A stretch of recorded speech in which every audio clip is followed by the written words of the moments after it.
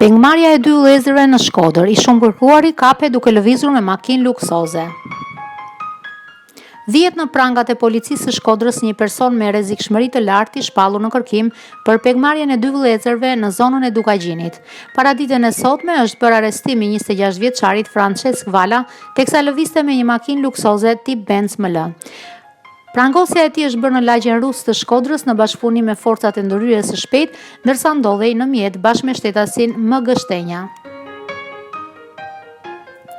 Ai akuzohet se është një nga autorët e pengmarrjes së ndodhur në 21 nëntor 2015 në Dukagjin, ku në bashkëpunim me 6 persona të tjerë morën peng vëllezërit SK dhe AK.